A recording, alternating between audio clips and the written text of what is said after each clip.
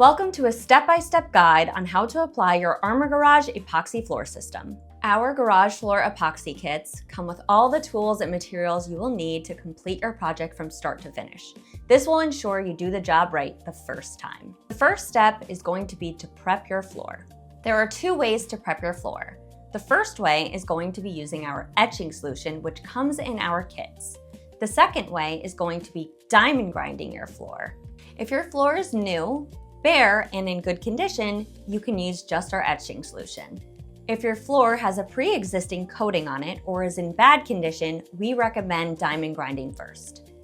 Etching your floor is a simple process. You mix the etching solution with water, scrub it into your floor, and rinse it off. This will ensure that your floor is clean and the pores of the concrete are open and ready to be coated.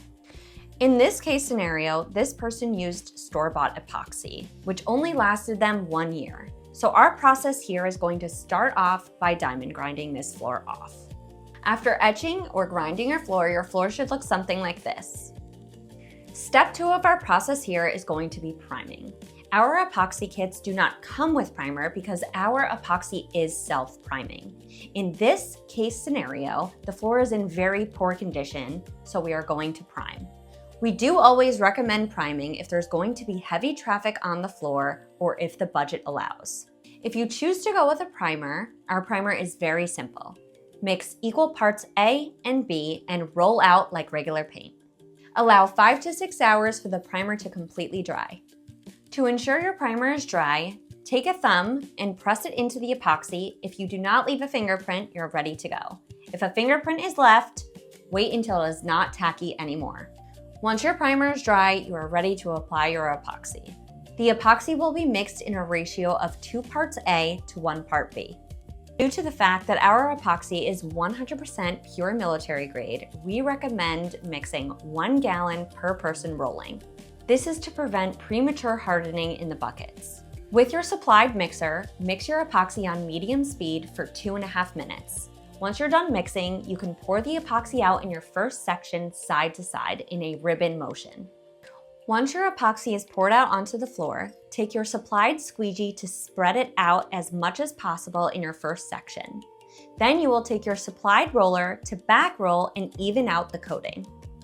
Once you're done rolling, your epoxy will self-level and you can now use your supplied spiked shoes to go in and add your flakes. Your kit will come with more than enough flakes to do a heavier chip look or a less heavy chip look. You can do this by tossing them up in the air and letting them land, or you can make a shaker and shake them across the floor.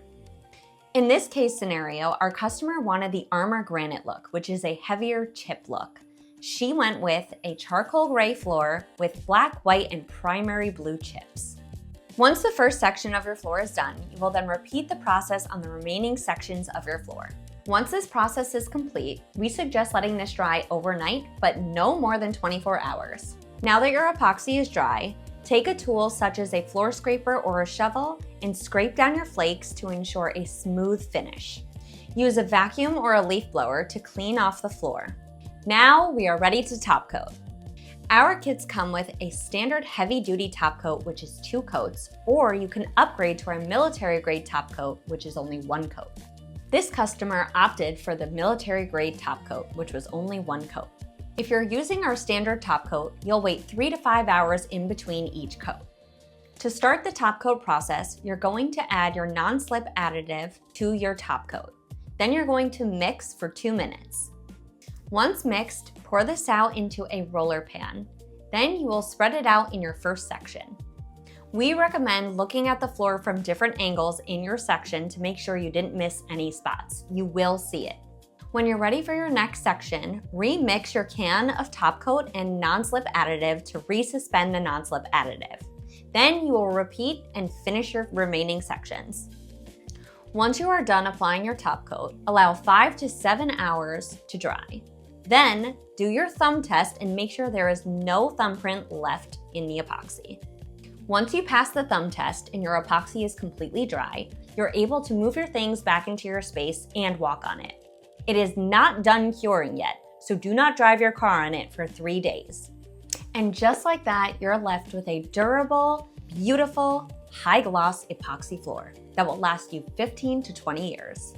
Thank you all so much for watching. Please feel free to visit our website and reach out to us with any questions via email or phone. I will link the kits mentioned in this video down below.